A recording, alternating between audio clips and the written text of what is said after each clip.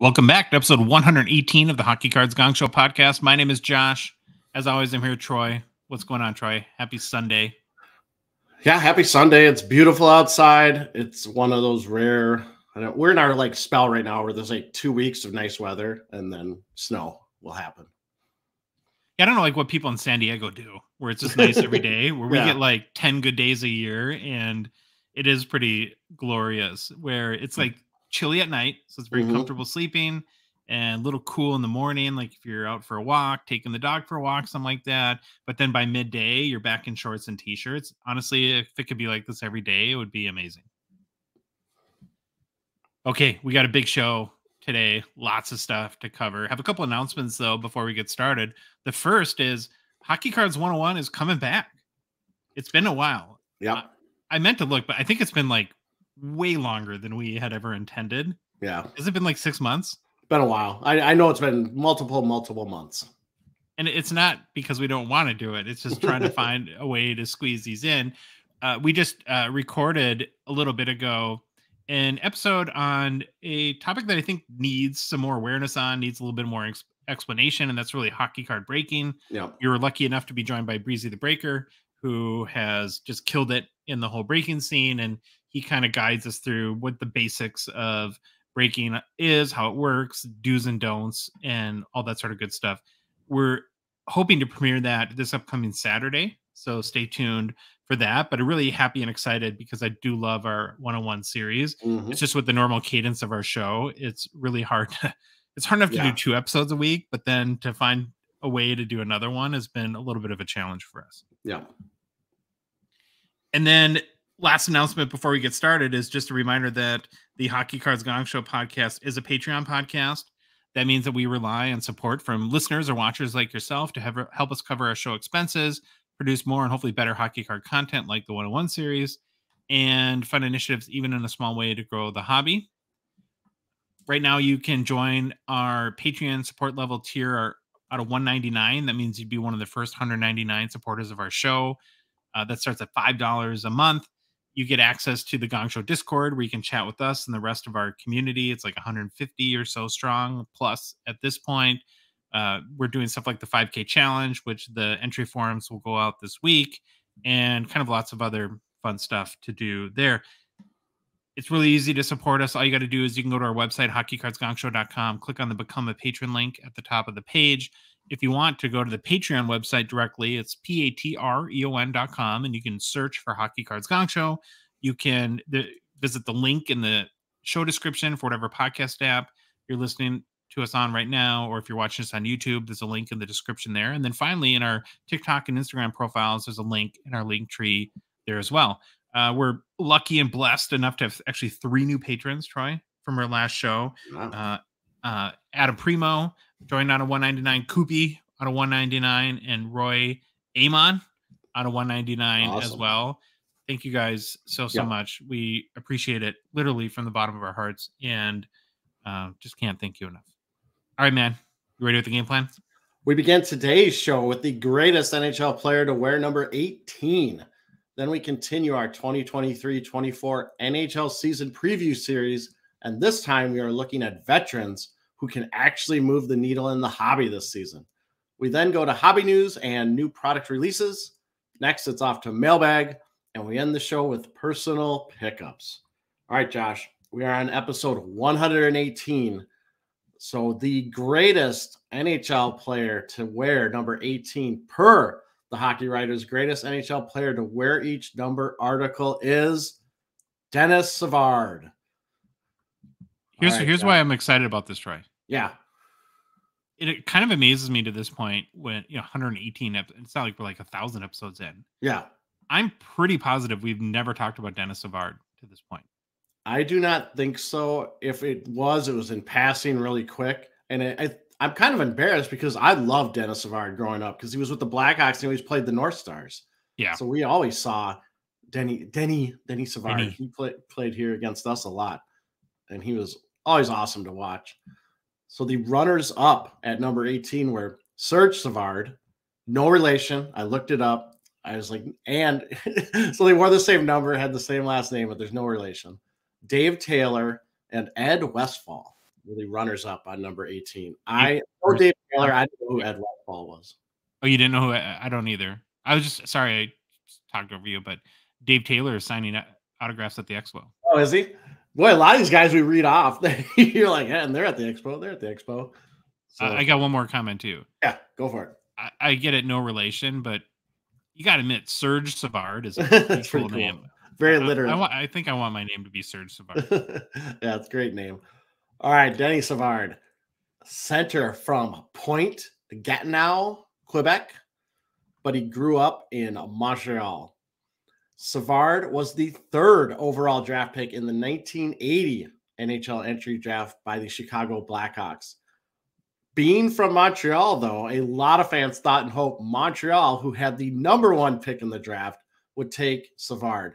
However, they instead drafted Doug Wickenheiser with the number 1 overall pick.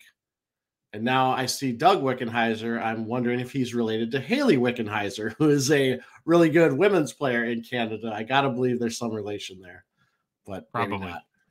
All right, Denny Savard played in 1,196 regular season NHL games over a 17-season NHL career. It is kind of crazy that a lot of his numbers were very, very close to number 17, Yari Curry. So when I was kind of updating my template, I was like, I had to double check so many numbers because they seemed really close, and I might have just copied them over, but it's kind of crazy. Savard began his NHL playing career playing 10 seasons with the Chicago Blackhawks. He then played 3 seasons with the Montreal Canadiens. He then played a season and some change with the Tampa Bay Lightning before ending his career back with Chicago for 2+ seasons. I have no recollection of him going to Tampa Bay. I don't think it happened, but Hockey Reference told me it happened, so I got to go with it. His awards and accomplishments. He is a Hall of Famer.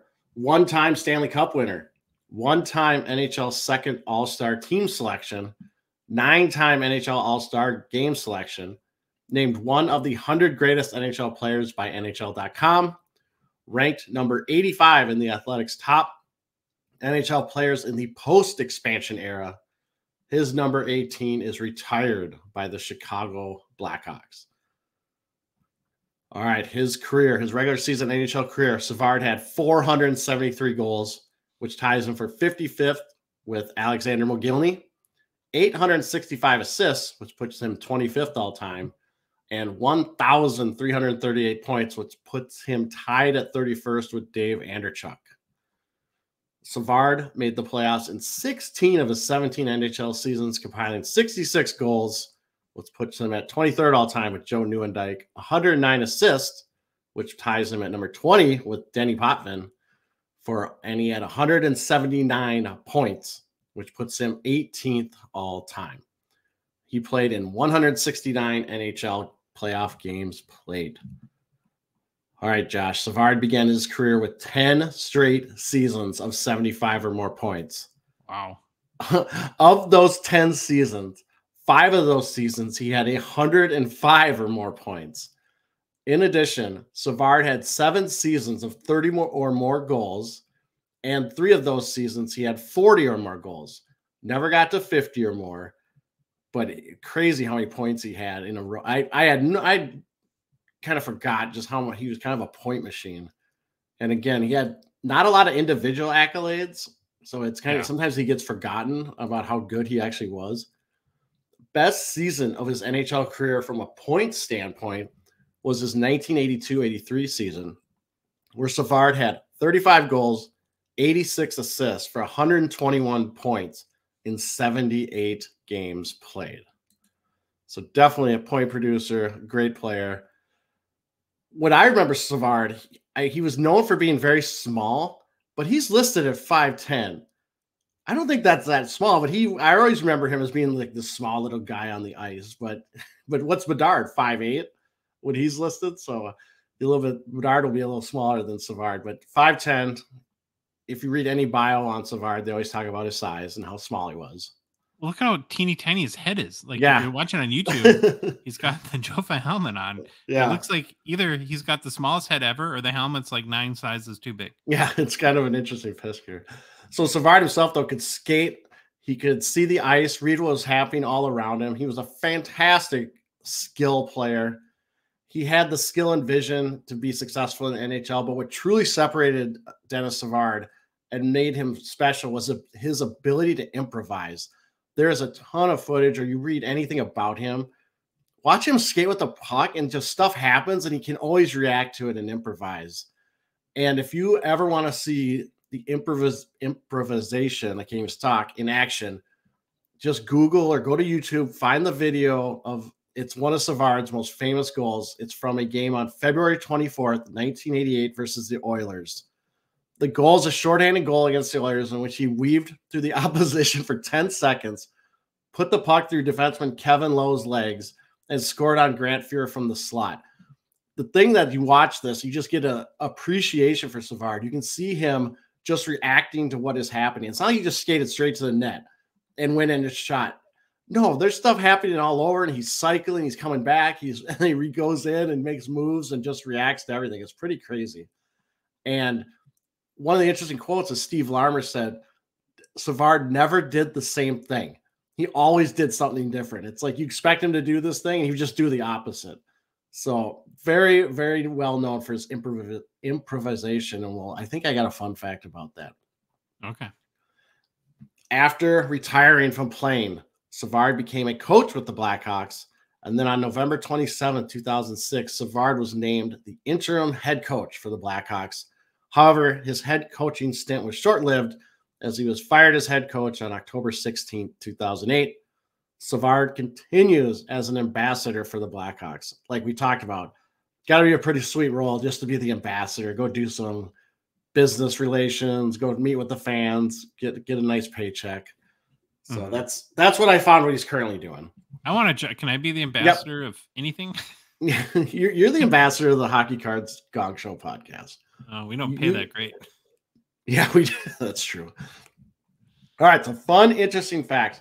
I could not find anything on why he wore number 18, so that's just going to be a mystery unless one of our readers knows and can, or listeners can, or watchers, I guess, on YouTube can let me know.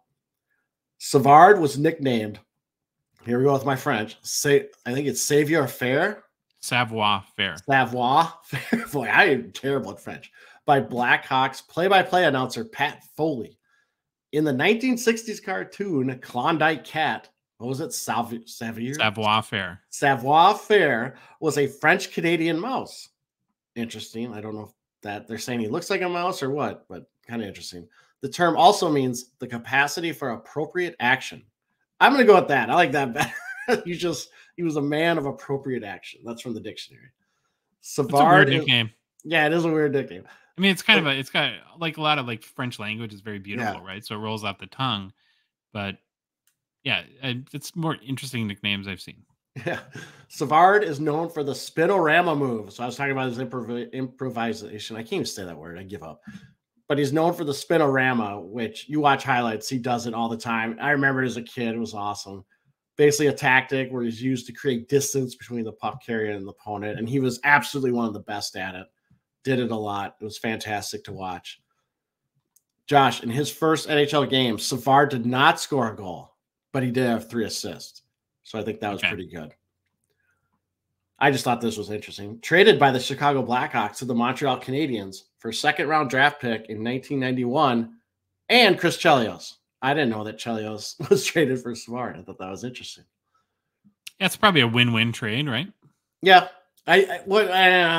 Maybe. I think the Blackhawks got the better end of the deal because Chelios, Savard was getting towards the end. He's getting injured more. So but he wanted to go. He happy to play in Montreal. Won a cup with Montreal. So that didn't. I think it was 93. Savard won a cup with Montreal. Savard is 4th all time in Blackhawks history for points with 1,096. Now here's the fun fact. Here's a good fun fact. This is the last one. In the 1980s, only 3 players produced more points than Dennis Savard. Wayne Gretzky with 1,842. Peter Stastny is 2nd with 1,059. Jari Kurri is 3rd with 1,043. Savard is 4th. And actually, had the same amount of points per game as Jari Kurri at 1.38. Huh. I thought that was very interesting. Did not know that. That's why I like doing this. Well, and think about that for a second, though, I'll take more of the hobby perspective here. Yeah. But aside from Gretzky, so the top 4 point producers in a decade, yeah, you have Jari Kurri, Dennis Savard, and Peter Stastny is very little hobby relevance for any of them. Mm-hmm. Besides a PSA 10 of a card with a 2% gem rate. Yeah. that's about it. All right, so let's look at his rookie card. Denny Savard, his 1981-82 OPC number 63. If you're watching on YouTube, it's up on the screen. The PSA 10 has a pop of 18 with a gem rate of 3%. Last sale I could find this card was on October 27th of 2021 via PWCC for $2,100 US. I would love for this card to come up to auction today because I would like to see if that's probably a COVID high, what it would kind of go for, or would it go for more? I have no idea. Well, it's been 2 years already almost since it's come up for sale. That's crazy with some of these cards, how low pop. Like we talk about all the time, how whether you're Cole Caulfield or Trevor Zegras or one of the new rookies coming up in 2023-24, they're going to have hundreds of rookie cards. Yeah, hundreds. Right? This guy has 2, essentially. It's the same card, but OPC and Tops. And the OPC has a population count of 18. So 1 card out of 18. Think about how many parallels in one set Connor Bedard's going to have. It's just nutty to think about how few of these cards actually exist. You're exactly right. And like you said, there is a Tops version also. It's numbered W75, and it was with West. I think they numbered the cards by, I can't remember if they did conference or division or something, but it's a West. You'll see on the slab, it says West on it. This card, PSA 10, has a pop of 59 with a gem rate of 12%. Last sale was on September 10th of this year via eBay, verified in Terapeak, for $275.44 US. So again, a little more reasonable, a little higher pop, still a really low gem rate. And card coloring looks nice, but I think that might be the picture if you're watching on YouTube versus the other one. But very cool card, very awesome player. We slowly make our way to 23 would be our last one. Yeah, then the panic sets in. The panic sets in. It is, gosh, he was really good. And it is amazing. Yeah. It's not just the fact that his rookie cards have such low pop, but I don't know. We don't see like many like modern cards like you do with Legends where they're patch autos or anything like that with Denny Savard. He really seems to have little to no hobby relevancy, which is kind of sad. Frankly. Well, I'm wondering, now you said that, I wonder if he doesn't sign that often or if he's got some conflict or something. And maybe he does, and I just totally missed him because I have been out there looking for him. But great. Is he a Fanatics exclusive legend, do you think? Okay, here we go. We're going to get into that. We're going to get into that later. Yeah, we'll get into that a little bit. Okay, we got to make a quick mention for Gongshow partner and sponsor Slab Sharks. Thank them very much for their support of their show. So they had a huge auction last week where they had the Connor McDavid Young Guns BGS 10 Black Label, which is a huge card. And coming on the heels of that, you think, well, are they going to take a step back? Not really, Troy. This one's a banger, too. I spent some time this weekend looking at their current weekly eBay auction and quickly found some amazing cards that are live right now. And you can bid on if you go to slabsharks.com and get a link to the auction. How about this, Troy? A 2020-21 Stature Mario Lemieux Black Auto 101. Is this a good card? I love Stature so much. I'm just going to, it's my favorite. One of my favorites. And I love the picture. It's a 101. This looks great. Even with the picture being kind of dull, it still looks really nice. Like this. Yeah. I love this card. Plus that auto, even though I can't read it, looks fantastic. You know what I said on, you got to tell me if this is true, because this is the joke I made on the Sports Cards Live, the weekly PWCC show that we do. His name looks like Oli Lefsa. Like that's like if you really try to read, I have no idea how that is Mario Lemieux, but he signs it very similar every time. Yep. So I call him Oli Lefsa. If you're an Austin Matthews fan, there's a 2016 OPC Platinum Red Prism rookie auto out of 50, a BGS 9.510 gem mint. That's a pretty cool. Awesome. That's a really nice rookie auto. Yeah. I like that one a lot. Or how about a 2020 Upper Deck Timmy Stutzla, Young Guns Clear Cut rock card? You can get that in the auction. Another one that I found that was really cool is a 2017 OPG Platinum Wayne Gretzky Seismic Gold out of 50 PSA 10. I love this card, Troy. Yeah. He's in the Campbell Conference All-Star Yep. uniform. I really, really want this card. Yeah, or some other parallel of it. It's pretty awesome. This card looks fantastic because when I think of All-Star games, this is the jersey I think about because the North Stars were in the Campbell Conference. I love that they wore these and like stars. They're orange, they're black. Still guys oil their gloves on. I love this card. And then the last one I want to point out is from SP Legends Signature Edition. It's the Borje Salming all-time Future Watch auto out of 99. I just think it's cool. He passed, obviously, in the past year, so that's sad there. But this set kind of surprises me as we go on now through the months a little bit because I'll see cards like this and I'm like, oh, yeah, he's in there too. Yeah. Right? I hadn't come across one of these. And so if you're a Salming fan or a fan of the Maple Leafs, of course, this would be a really cool one to get. So there's tons more great cards too. Honestly, we could have featured like 20. Go to slabsharks.com again for a link to the auction. Check them all out. You can place your bids starting right now. And if you're a Canadian hockey card collector looking to maybe move some of your cards for cash, we'd recommend checking out Slab Sharks for their eBay consignment services. They make it super easy to sell your cards on eBay. They take the images, they list the cards, they answer buyer questions, hunt out payment for the winner, ship cards out to both Canada and the US, and handle any issues post-sale. So pretty easy peasy there, Troy. And again, for complete information to get started consigning your cards today, slabsharks.com. All right, let's transition back to our 2023-24 preview series. I think we're starting to get into the meat now. You know, we kind of started, we're 10 weeks away from the season when we started. This is part 4. We're getting closer and closer. We're already having like showcase tournaments, and we'll talk about that in a little bit. But training camps are right around the corner, and like I said, I'm really excited to kind of get into the meat and potatoes part of our preview series.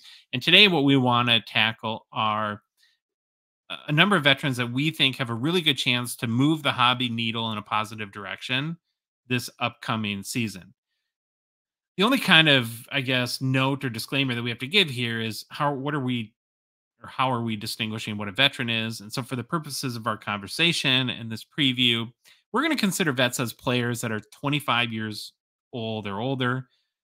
It could be a matter of opinion, but Troy, I tend to think of like players in the 24 and younger range as still kind of in their prospect years or development years, however you want to put it.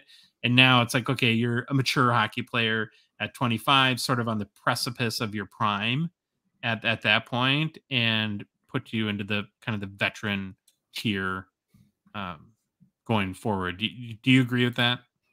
Yeah, it works for me. I mean, a younger guy would have to have been in the league for about 5 years. Like with these guys that are 18 and now they're 23, 24, they've been around for 6 years. Then I could probably put them in there.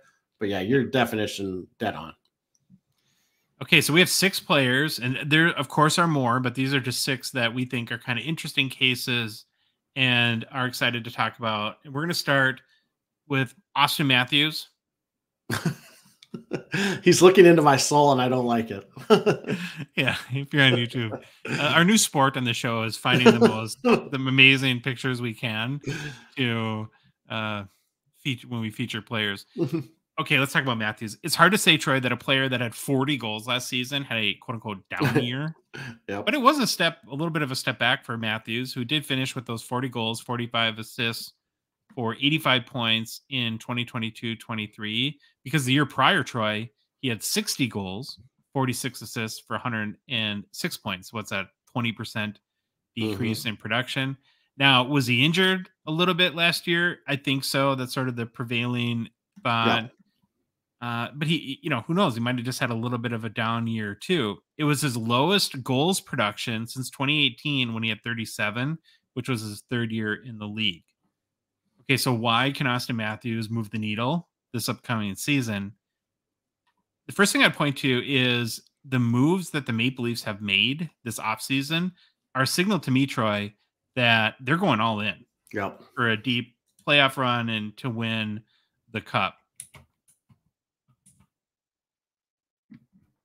First and foremost, right, they signed him to a new contract extension, which well, how does that factor? I think, he's a human being. I don't know him personally or how much he cares about his contract situation, Yeah. but any player that signs that new contract knows where they're going to be for the next few years, can quote unquote like just focus on hockey, right? Like they all say. So maybe that will kind of give him a little more mental focus and stability from that perspective.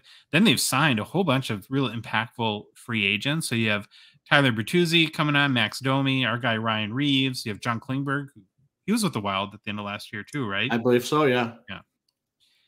And essentially, when you look at these guys, it's a lot of muscle that is going to give Matthews a lot of protection and should maybe free him up a little bit to do what he does and score some goals. It just seems like there's too much protection. Why do you need? I don't think you need Reeves. Reeves to me is past his useful life as a hockey player. Well, they signed him to a 3-year deal too, didn't they? Yeah, I think it was pretty long in the term. I was surprised by it, if I remember right. Could be wrong, but I obviously get the protection aspect and how physical he is. But again, you're getting no points from him, no production, except a miracle goal every once in a while. Yeah, I think giving you a Bertuzzi and Domi, that's probably enough feistiness for anyone in, but who knows? We'll see the impact Reeves has. And the other thing I'd point to, Troy, is that the big negative about the Maple Leafs is their kind of impending cap doom. Yep. That's coming. But at least for this year, they of course still have Marner, and then they'll have Nylander, who I think it's widely expected that they will not be able to bring back after this season because he's going to want upwards of 10 million a year, and they're going to be something like 13, 14 million over the cap. So how do you do that? Right. But he is here for this year. And then, so I think the last thing I'd point out too is assuming he's healed up and if he can stay healthy, which is a big if for any player in the NHL, I think he's set up for a monster year. He's got the contract. They've really loaded up on players and really gone all in, like we said, this summer in adding to the team. He still has kind of the main guys along with them. I don't know. What do you think? Do you think that the Maple Leafs are kind of positioned to have a big year? I hope so. And they got the whole front office thing now figured out finally, where they let Dubois, I can't say his name. Whoever, he went to Pittsburgh. Kyle, I'll call him Kyle. Yeah, I want to say Dubois because I have Pasquale Dubois in my head because I'm a Wild person. But yeah, then they re-signed. I think they signed the coach, right? Re-signed him, if I remember right, to an extension. I think things are set up pretty well for Toronto. They got past the first round last playoffs, so they got that monkey out their back. And I'm guessing Matthews kind of is out to prove himself this year. Hopefully, he comes in 100% healthy. That's my only thing. So looking at his current hobby stats and status, Matthews, of course, is a 2016 Young Guns. His PSA 10 popped 3,110 as a 70% gem rate. Last sold for $875 US on September 12th. So if you look at his pricing at this point last year, it's down 43% over the past year, and another 15. It's down 15% in the past 6 months. So that's part of how we look at these too. Is that because he had a little bit of a down year, is that his market did come back a little bit. And if you're to get into him now, and everything lines up and he performs well, has a big year, there could be some positive movement for him in that area too. I also just wanted to look at his Future Watch Autos, which of course is 2016 SP Authentic. That PSA 10, it's on a 999, but that PSA 10 has a pop of 89. Last sold for $5,200 US on September 2nd. It's down 28% in the past year and 5% in the past 6 months. So I think you can expect over the last year that a lot of his cards are down. So not only, like I said, a lot of room to reclaim some of those values, but maybe even move the needle more if he can have a big year. Are you confident or that Matthews is going to have kind of a bounce back season, or you put it like 50-50? I am in the 60-40 camp. I think everything's set up. I'm giving him an extra 10% because I think everything's set up for him to have a bounce back season. But I'm not 100% sure because it's Toronto, it's Matthews. Who knows? Yeah. Okay, we're going to move on to our next guy that we think can move the needle, and that'll be Matthew Tkachuk. Troy, not only did he have a brilliant regular season in 2022-23, he was awesome in the playoffs too. So in the regular season, he produced 40 goals, 69 assists for 109 points in 79 games played. 109 points was a career high, and the 40 goals was 2 off of his career best set the year before. So it was the second back-to-back seasons with over 100 points, too. But then in the playoffs, Tkachuk added 11 goals, 13 assists for 24 points in 20 games played. And he led the Panthers to the Stanley Cup Finals before they essentially and literally fell apart as a team. Everyone was injured by the end. And if you go through and read the maladies and injuries that these guys are dealing with, it's crazy, including Tkachuk, who fractured his sternum in game 3 of the Stanley Cup Finals, and I think tried to play in at least one more game, maybe 2. Can you imagine playing a hockey game with a fractured sternum in the NHL? Nope. No, thank you. Holy cow. Yeah, that makes me shudder just thinking about it. Of course, not only was his play fantastic in the playoffs, he kind of had his coming out party as sort of the NHL heel. Yeah, but in a really good way, right? And a much needed, I would say, call it like a fresh breath of personality in the NHL. As a result, you can imagine his card values really surged during the playoffs. His Young Guns PSA 10 hit an all-time high of $312 on June 4th. It had sold for $98 on October 15th, right at the start of the season. So it had 3x'd by the time the Panthers were in the Stanley Cup Finals. So why can Matthew Tkachuk move the needle this upcoming season? He's still only 25, so he beats that like minimum age criteria as we're considering a vet. And again, it's coming off back-to-back 100-point seasons. He's shown Troy has the personality and can be marketable presence in the NHL. I really hope they take advantage of that. You'd expect his injuries to be healed from the Stanley Cup Finals, and he should be set up to have another big year. Now, one thing, though, to point out is we are expecting the Eastern Conference to be a little bit more competitive this year, so it isn't a guarantee that the Panthers even make the playoffs, but he should at least have a big regular season, and they squeaked in last year, and we're kind of that fun underdog story to follow. But the biggest reason, Troy, why I think there's a lot of room to move the hobby needle is how much. So after that spike, right in the Stanley Cup Finals, his market has taken a big step backwards since then. He hasn't played any games, right? It just kind of now, people get swept up in the moment. Like we often see prices surge during, whether it be a week where they have a ton of goals in the regular season or a big playoff performances. And so, like looking at his current hobby stats, his 2016 Young Gun PSA 10 popped 953, 61% gem rate, last sold for 165 on September 10th. So June, what was it? June 4th, 312, now 165. It's still up 32% in the past year and 42% in the past 6 months, but down 19% in the past 3 because it's had that drop off since the Stanley Cup Finals. I almost feel like the hobby kind of tried him out, moving him up to that star level, and then got skittish. And so at 25 years old, if he has his third 100-point season, he's kind of like a crazy maniac heel, doing kind of fun stuff during games, showing his personality. I really hope that he kind of gets bumped up to that next level permanently. And I think if you're going to you're counting on that if you want to maybe invest a little bit in his cards prior to the season.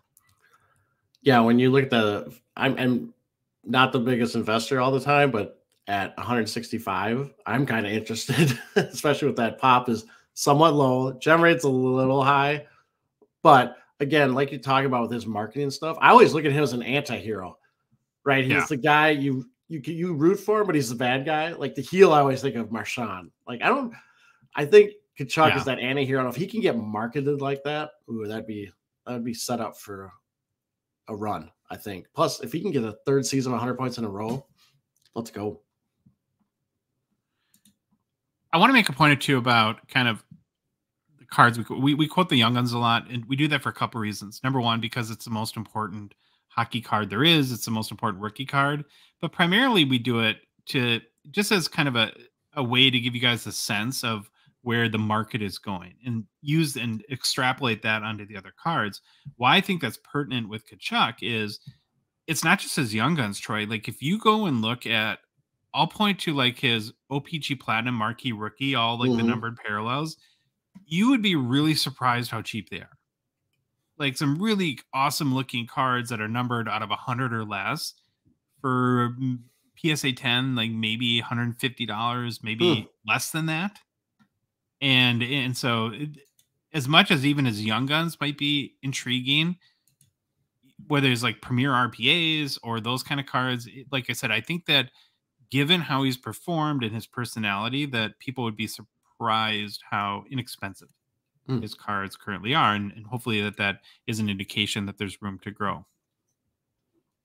So the next guy I'll kind of put in the same category that we want to talk about is Tage Thompson. Here's a cool picture, huh? I like that.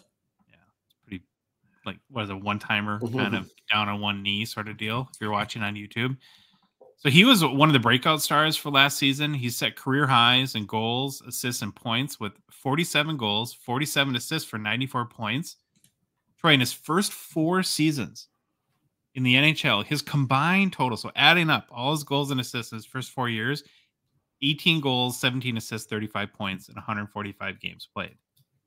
So he like found his game in a big way these last couple years, because in 2021-22, he made this first jump, getting to 38 goals and 68 points, and then going to 47 goals and 94 points this past year. As he was piling up goals to start last season, he had a kind of his big hobby breakthrough moment with Jason Robertson last December, where his Young Guns PSA 10 shot up to, I think it peaked in January 11th at $618 US. So at the start of last season, kind of like we referenced with Matthew Tkachuk, you could have bought his Young Gun PSA 10 for $120. Wow. And so that's like 5x increase in just a few months. So why can Tage Thompson move the needle this season? Although Troy took him a while to get things going in the NHL, he's still pretty young, only 25 years old. And, you know, it's kind of that pre-prime stage, if that makes sense, right? He's not yet in his prime, but he got, I guess, a year or so prior to that. And so maybe the prevailing thought is there's a level or two that his game can still progress. He's, of course, on a very up-and-coming team that's a trendy pick to make the playoffs in the Eastern Conference. A lot of people picking Buffalo to be a playoff team this year. He's huge, a beast. He can just dominate games. He's fun to watch. Yeah. He's one of these players that you can't like take your eyes off him when he's on the ice. And you and I both had that same thought when we were watching Buffalo play the Wild this year, as you kind of found yourself just following him around the ice a little bit to see what he does. And then Troy, I would point to a lot like with Matthew Tkachuk. And despite Thompson's monster year, there was another hobby pullback from his peak in January, that there could be, you know, if his game goes up a level or two, you reclaim some of that value. There's a chance that he could move the needle. You're a big Thompson fan, right? Oh yeah, I like Tage Thompson, especially when my daughter found his Young Guns in her stack of cards. I was a big fan then. Yeah, I like Tage Thompson. Like you said, when I've watched him, when he played the Wild, it was something else, man. He was flying, he was fast, he was big. Just a lot of skill that I didn't even know he had until I watched him personally. Looking at his current hobby status, he's a 2017 Young Gun. His PSA 10 popped 428, has a 29% gem rate. That's pretty interesting there. Last sold for 192 US. So again, it peaked in January at 612, had a career year, 29% gem rate, 192 US. It's down about 36% in the past 6 months and flat over the past 3 months. So if he has another big year, there could be some room to make money. And we talk about too, like, listen, if you just collect as a PC person or there's players you love, who cares? I guess at the end of the day, what things cost. But if you care about values, if you want to kind of buy low, sell high, we're in the buy low period with some of these people. If he come back to December and January, has 35 goals again, I don't know if it'll be at 612, but it's going to be a lot higher than 192. So it's about kind of finding those people that you're confident in. Where I've kind of come around on all of this is I think my sweet spot, like putting my investor hat on, is I'm going to find cards of players that I like, cards that I like, with the hope that maybe they'll go up in value someday. So even if they don't go up in value, I still have a card I like from a player I like. If that makes sense to you. Yep, totally. Okay, the next guy, I don't know if it's a surprise or not, but it's Connor McDavid. And so you might be thinking, well, from a stats perspective, how can he notch his game up anymore given the season he had in 2022-23, where he had 64 goals, only 89 assists for 153 points. It was his best season, of course, for both goals and assists. Troy also makes 6 out of the last 7 years where he has more than 100 points. Just crazy. He's, of course, universally regarded as the best player in the NHL and unquestionably the king of the hockey hobby for active players. Okay, Troy, you ready to have your mind blown? You want to maybe like strap on a helmet or something? This blew my mind. Let's hear it. So I looked at the last 365 days, which is 1 year. 4,927 Connor McDavid cards have sold for more than $1,000 US. Wow, that is pretty mind blowing. Wow, it's crazy. It's crazy. Now, part of that probably is his Young Guns is worth $3,000, and it's a huge pop card and trades all the time. But almost 5,000 sales of more than $1,000 in a year. You are the king of the hobby for active players in hockey, at least. So you're thinking, well, how can he move the needle more in 2023-24? I guess I'm going to fall back on probably the obvious thing, Troy, but it's winning a cup. It seems to be the one glaring omission from his resume at this point. So Jean Beliveau has his name on the Stanley Cup 17 times and McDavid 0. It's like 7 for Beliveau. We're not as a player and executive, but still. Yeah. It just seems like McDavid has leveraged his status, and it also seems like McDavid has leveraged his status and the C on his sweater, and has been really vocal and adamant that his teammates work hard this summer, come into camp in great shape. I think that as a team, they were to Edmonton earlier than about it. They're all together earlier than any other team. It kind of feels like a little bit. You remember, was it a couple years ago after Colorado got bounced in the playoffs again, and McKinnon just kind of got mad. And was like, I'm sick of this. I'm done with it. It feels a little bit like McDavid kind of got to that point this summer. Now, he's still just 26, so it's not time to panic. But if the status quo does continue, Troy, for another year or two, I think that's going to be a major narrative around. If he's 28, 29, and he's putting up 150 points a year, but has never won a Stanley Cup, that's not great from a narrative perspective if you're a McDavid fan or collector. And I think, too, that this is where team sports, it's hard sometimes to create that separation of accountability. Like, I don't think you can say he's the reason why Edmonton has not won a cup. I can't think of anything he's done or not done to say, well, this is why, he fallen apart in big games, or it's a team sport, right? And he just hasn't had the team, primarily goaltending, around him to get to that next level. But then the flip side of that coin is, is he going to be in the Gordie Howe, Wayne Gretzky, Mario Lemieux conversation if he never wins a Stanley Cup? I don't think so either. How do you balance that out? The team aspect versus the, personally winning a championship? Oh, he'll just be the greatest player to never win a cup. That's how I look at it. I think he's got to win a cup to get him in that upper echelon. But that's never going to take away from how great a player is. I'm assuming he continues to put up 100-point seasons or very close to that. But again, he has to win a cup. That's that one. It's going to be a nagging, I don't know what you call it, something on his shoulder. It's always going to be there until he gets it. Now, could he also maybe bump his production up a little bit, maybe score 170, 175 points? That's possible. But I just don't think at this point that moves the needle, because he's already producing at a ridiculous clip, right? So it's just marginally more to, not that 175 points isn't a big deal, but to me, it's postseason success is what is going to move the needle from. Do you agree with that that's kind of the primary driver for his market moving forward? Yeah, I mean, he can get incremental gains by continuing to play like Connor McDavid, but I think a cup would definitely help the exponential game. So looking at his current hobby status, McDavid is a 2015 Young Gun, his PSA 10 pop 2,697, has a 50% gem rate. And now here's one where we want to bring in the total pop count for all gem mint cards from the leading grading companies, 10,984. That's just crazy to me that he has about 11,000 gem mints almost.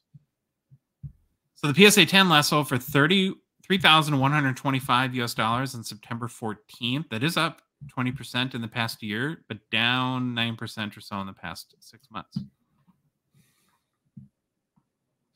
Two more left. The next guy we want to talk about is your guy, Alexander Ovechkin. The Gray Fox. Yeah. Silver Fox, right? Silver Fox. So how much does he have left in the tank? I think that's the $64,000 question. Will he have enough to get there to Gretzky's goal record? And if he does, will he limp there, or will he continue to score goals at an elite level and smash the goals record? At 37 years young, he's in his 18th NHL season. Ovi scored 42 goals in 2022-23, added 33 assists for 75 points. A little bit of a lower output year for him, but he did miss a number of games, primarily due to the death of his father, which is very sad, of course. So you're going to have to factor that in, I guess, in a sad way.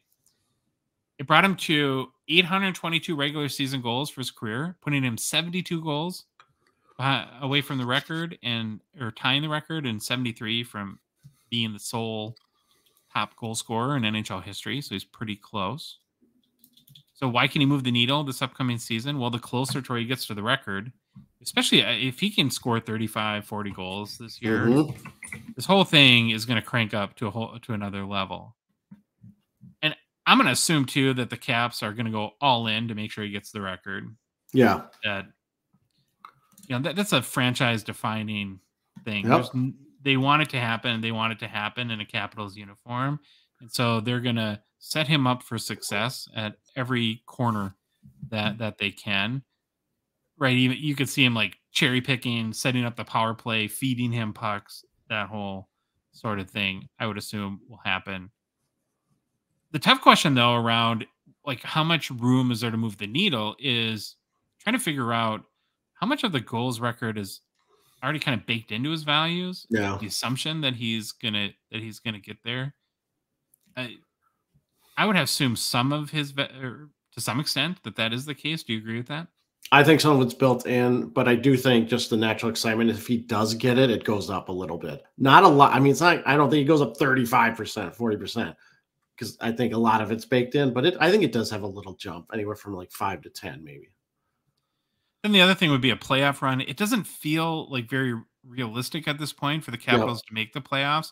But if you did want to maybe defend their case, is they had so many injuries last year to really key guys. Like Nicholas Backstrom he had that like hip shaving procedure, right? And coming back from that, and they had other guys with key injuries. So I don't know. Maybe they will be better. That'll make a big difference and will be better than we might think this year. But that wouldn't hurt his market to make a playoff run either. So looking at current hobby status, Ovechkin is a 2005-6 Young Gun. His PSA 10 pop 1,162, 39% gem rate. Total gem and pop count of 3,209, so 3,209. You look at too, like at the time, I think BGS was maybe the leading hockey grading company. So a lot of he's going to have more BGS 9.5s than PSA 10s. Troy Lessel for $4,500 US on September 14th. It is down 17% in the past year and 6% in the past 6 months. One thing I want to point out too, when I was doing this research, and I kind of realized that I don't think we've ever maybe said this out loud, but this is the most valuable base Young Guns card. So for whatever that's worth. Do you think Ovi is looking at the news of Jágr going to play his 35th professional season at 51, and he's like, I'm going to play at least 4 more years and get this record? Yeah, the only thing that bugs me about Ovi, and it like part bugs me, but then on the other hand, I find it endearing about him, is how little he takes care of himself. He's kind of like the guy that like succeeds despite like eating horribly and drinking Coca-Cola on the Yeah. bench. Coke, But at hot some point, dogs, you don't care. does that not catch up to you? Yeah, he's like the anti-Tom Brady, but he still has all the success, right? Here's the deal. There's a giant bell curve, right? There's a giant bell curve, and maybe Ovi is on the very tail end of the bell curve, and his body just handles whatever's thrown at it, and it's fine. Genetics are good, are lucky. He hit the genetic jackpot, maybe. Okay, so we got one more guy to talk about. And I kind of wanted to end with maybe a little bit of an under the radar kind of guy or sneaky pick. It might be a bad pick. We'll have to see. So Clayton Keller, Troy, was the 7th overall pick in 2016 NHL entry draft by your Desert Dogs. The Desert Dogs. Somewhat quietly, Keller had a really good year last year. Yep. He had 37 goals, 49 assists for 86 points in 82 games played. It was his 6th full NHL season, his best season. Previous high for goals was 28 the season before, and previous high for points was 65 in 2017, 2018. So he's on that kind of career trajectory. He's been, like I said, someone under the hobby radar to this point, kind of hanging around that relevancy threat. So I think like a year ago, I was trying to think of like who would I compare, like even like Stützle or Robertson, which you knew were kind of performing better than their hobby status was, if that didn't come out right, but that we're just maybe hanging around at being that relevancy threshold, but not quite there. I don't know. I kind of feel like that about Clayton Keller. Okay, so why would he be able to move the needle this upcoming season? Well, he's 25, so again, very young, just emerging into his prime, like some of the others we've talked about. We talk about like looking at a player's sort of complete hockey career all the time. And Keller does have that pedigree that you'd want. He's produced goals and points at every level. So go to NHL.com, go into their stats, look at all levels, and you'll see whether it be college or peewees, right? Even to that point, he has been a goal scorer and a point producer. That 37 goals, 86 points is, again, just below by a whisker, sort of that star threshold that we think about in the NHL and the hobby, right? Where you're a 40 goal guy, 90 to 100 point player. And so he doesn't have to make a big jump to get to that, very relevant sort of production level. And I think he'll have some more talent on the team this year, which might help. We got Logan Cooley, who opted to head to Arizona and left our Golden Gophers, which is sad. But the challenge for me about Keller is sort of that whole Arizona situation, and if they're actually trying to win. Well, I was going to say the problem with him is half the people in the hobby probably don't even know Arizona as a team. And then it's funny when you talk about Cooley leaving the Gophers. I wonder if there's ever been a spot where a college hockey player has left their team and are going to go play in a smaller arena than their college arena was. Yeah, with less fans in their college arena. Oh, that is crazy. So looking at Clayton Keller's current hobby status, he's a 2017 Young Gun. It's PSA 10, pop count, try 127. Yep, I like that. 46% gem rate, less over 125 US on June 26th. It's flat over the past 6 months, but up 54% in the past year. The PSA 10 pop count at 127 is very low and kind of intriguing. Mm-hmm. I think that the prevailing thought too is that maybe the print runs weren't quite as high in 2017, but I don't know about that. Upper Deck doesn't share the numbers.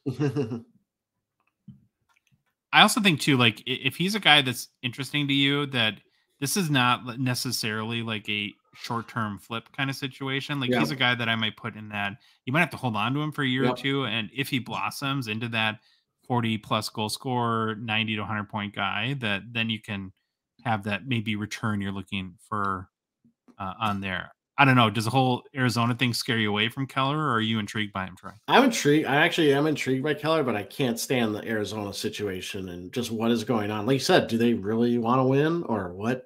Have they got the new arena approved? I don't even know what's going on with them. I know they've had some stuff fall through, but I think they finally landed on a spot, if I remember right. But it's going to be, it might be a year or two of roughness down there, but I do like Keller. He is intriguing. Mm-hmm. Well, there's our 6 current hobby vets, I guess, that are over the age 25. We think they have the opportunity to move the needle this upcoming season in 2023-24. We'd love to hear your thoughts. Are there other vets that you think that will do some damage? Be sure to message us on our socials and let us know.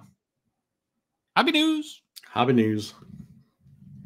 I don't know where to put this first story, whether it be new product releases or hobby news. So I just went with hobby news. Go for it. It's our show, right? We get to make the decisions here. So I saw this story on social. I think Coach Co had done a TikTok about it. I'd seen it in some Facebook groups too. Yeah. And I was very excited about it and just wanted to talk about it. So there's some choose your own inscription hits from Ultimate Collection. So we've been a little critical on Upper Deck lately. There's been some missing rookie autos. Now we have some sticker autos in places that people think maybe they shouldn't be, like Ultimate. But when I saw this story again from our guy, Coach Co on TikTok, I was very happy to see it. So Troy, what's the line from Dumb and Dumber about redemption? How does that go? Right. And totally redeem yourself. Yeah, there we go. There we go. It's a little bit of redemption from Upper Deck. So apparently a guy pulled a Wayne Gretzky redemption out of Ultimate that has the option to choose your own inscription. Meaning that I think you send it in whatever inscription you want, and Wayne, adds it to an autograph card of your choice. Here's a card that we're showing on YouTube. It was posted again to the Facebook group. In the comments of this post, somebody mentioned that they pulled the Patrick Waugh version of this card too. Mm-hmm. I looked on the checklist. I saw it listed as a subset, but Gretzky was the only card listed. So I don't know if this is an Easter egg or what it is. Yeah. He had also mentioned too that you get something like 10 characters with like letters, numbers, symbols. That's one of the things I'm most interested to kind of learn. I was gonna say that's what I'm most interested about too, because it's like, does a space count as a character? Probably. It should, because I was like, then I was going THE space GREH. He can't do the great one. That goes over 10. But it's like, that doesn't seem like a lot. 10 seems very small. Like, good luck, Wayne Gretzky. Good luck, Wayne Gretzky. And I'm sure there's like got to be like, oh yeah, he's not going to write like Mario Lemieux sucks or something like that. Right. But it is cool though, and it actually the main reason why I wanted to bring it up is it reminds me a lot of some of the stuff we're seeing with Fanatics right now. Yeah. Now we haven't seen like a taco card or anything like that, but they've been doing Taco Fractor. They've been doing a lot of like player experience cards, and this is an idea I really like. Yeah. Like the whole like baseball thing where they'll follow you on Instagram. I don't know. Maybe I'm just too old, but I don't care if Wayne Gretzky follows me on Instagram. Oh, I was thinking more like I think you said the taco fractors, but they also do those like home run cards where you can scratch off and enter a day you think the guy's going to hit a home run. If they do, you get a card or something. That'd be kind of cool with hockey and goals. So do you like seeing stuff like this? Or would you like to see Upper Deck do more kind of unique, sort of personalized? Yeah, deals? I love this. I think this is awesome. Obviously, this has got to be cool. I mean, whoever got this, I don't know if they're going to use it or if they follow up with what they got. But yeah, I'm all for this. I'm all for anything that enhances the fan experience. Obviously, these won't be very, what's the word I'm looking for? This would be very rare because this is a lot of work, I'm sure, to get this done. But look at what Fanatics is doing. They're trying to move stuff, and maybe this is kind of the first step on Upper Deck, kind of going that route too. Do you think something like this would go for a lot? Like depends what the inscription is. If it's like, "Hi Troy, Wayne Gretzky." Yeah, no, I'm talking about unredeemed. Oh, unredeemed, unscratched, and everything. Yeah, I think it would. I think people would spend a lot to have their chance to. Yes. And I know something I saw in one of the comments I thought was really creative was, again, I don't know what the character limit is. We heard 10, but that's not official. But for someone to put like the great one of one. Oh, that'd be nice. I thought that was good. Yeah. And again, by the way, follow Coach Co on TikTok if you're already not doing that. That's where we got the story, so I want to give him the credit. Okay, Troy, more Expo autograph signers have been announced. The list of autograph signers at the upcoming Toronto Sport Card Expo this November, they're adding more and more big names. So already announced were former players like Peter Forsberg, Paul Coffey, Pierre Turgeon, Doug Gilmour, Jerry Cheevers, Ryan Getzlaff, just to name a few. The folks at the Expo have announced that Marcel Dion, Dave Taylor, Adam Oates, and a couple of bigger ones, Brett Hull and Ray Bourque, are added. So it's really, I assume that there's more announcements to come too. I thought, was it the Expo or somebody did like with, I think they announced Hull and Adam Oates together, like Hull and Oates. Yeah. There's a ticket. It's called like the Hall and Oates package that you really? can get. Yeah, if you go to the buy tickets part. I should look and see. I can't remember where exactly it was. No, you have to look on here on the Expo site, but there is a. Oh no, I'll find it. If you go to Brett Hall, the Hall and Oates VIP package. That's awesome. Yeah, the base price for Brett Hall is $90. I assume this is all Canadian. So if you're in the US, it's a little bit cheaper for card auto, $29 for an inscription. Ray Bork is a little bit cheaper, $74 for a card auto and $23 for an inscription. Yeah. But overall, the lineup is pretty strong, wouldn't you say, given that we still probably have some names to go? Yeah, very strong lineup. Again, the VIP packages are super expensive, but you get a lot of stuff. I'm not saying they're expensive, but maybe they're worth it for a lot of people. You get a lot of stuff if you look at the VIP route. But yeah, a lot of awesome names, and not even just in hockey. I mean, you get Tyson, Ric Flair, Reggie Jackson. You can play catch with him. So it's I'm always going to bring that up because it's just fascinating. It's weird. It's kind of weird. There's other baseball players, Carolina Roulette, just a lot of signers. That line for those people are probably going to be crazy. I'm not sure I want to walk over to the autograph pavilion while this stuff's going on. They have fast passes though, like at Disney. Did you see that? Yeah, you get front of so I just have it up. The Ray Bork VIP, $454.99 Canadian. You get a front of the line party access, which, to be honest, if I'm doing any of these guys, I'm so doing that because I despise lines with a passion. Well, they have just in the a la carte pricing, they have a fast pass. I think it's like $15, something like that, isn't it? Oh, do they? I did not know that. I think so. Okay. I wonder if you can use it on certain people though. Well, who knows? I don't know. Okay, so the big names, right? You have Brett Hall, you have Peter Forsberg, you have Ray Bork. Any of those guys do it? Like, would you seriously consider getting? I know you'd get the fast. Like, if there was a fast pass, any of those guys, or not really? Nope. I'm not the biggest impersonado guy. If it was Pekka Rene, I would do it, but that's about it. Well, I have that Brett Hall UMD card that I've been thinking about. Well, I was just saying, or I had something that I knew I could. I was looking at all these names, and I'm like, I don't have anything really special of any of them. Yeah. But yeah, When Brett Hall played at the University of Minnesota Duluth, my mother was finishing college at the University of Minnesota Duluth, and I went to kindergarten, first grade there, and so I have the team set that has a Brett Hall card from, I don't know if it's 84, 85, 85, 86, I can't remember, but I thought like in a yellow ink, which is same colors like maroon and gold. Yep. But the gold for U of M is a little more yellowy. That might be cool. So I'm thinking about that. Yeah, I mean, well, if I was a Bork collector and was a Boston fan or both, I'm probably doing this because how many opportunities will I have? All right, I don't know how often Bork signs, but if he's somewhere I'm going to be and signing and I'm a fan, I'd probably do this. Okay, now we got to talk about how dumb we are, which isn't hard. Uh-oh. So this up-and-coming rookie that you might have heard of named Connor Bedard played 20 minutes last night from our house, and we could have got tickets for free if we had just remembered that he was going to do that. So we watched it on YouTube. We got to watch it on YouTube, which is probably better than being there. Yeah. The Tom Curver's Prospect Showcase is this weekend here in the Twin Cities, and I think there's a number of these tournaments across the NHL. It seems like that the Wild Blues and Blackhawks have been collaborating on this for a few years. I'm not sure if it's always in Minnesota. I think it kind of works like it's not just rookies; it's sort of whatever prospects, however they define that. But it's somewhat akin to like the NBA Summer League, except that the NBA Summer has turned Summer League into a huge deal that's almost bigger than the regular season because they know how to market, where nobody can remember that these things are even happening. There was zero marketing. I go to hockey rinks. I go watch a lot of hockey. I watch sports. Zero marketing in the Twin Cities about this. So what was noteworthy about this game last night is it was really Bedard's first, I guess, quote unquote game in a Blackhawks uniform. And really, I'd read some articles where he was talking about his excitement heading up into this weekend. And he said he hadn't played a game since April, which is one of the longer stretches of it. You know, there's a lot going on for him this summer with the draft.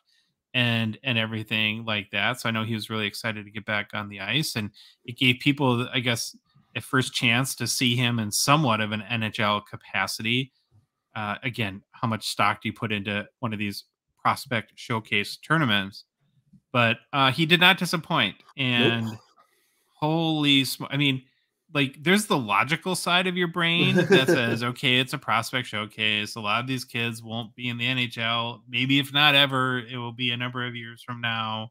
It's not like he's shooting against Andrei Vasilevsky Yeah. or Andrei Vasilevsky or anything like that.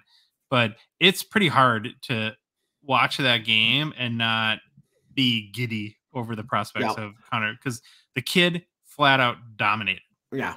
Absolutely dominated. I mean, how many shots do you have?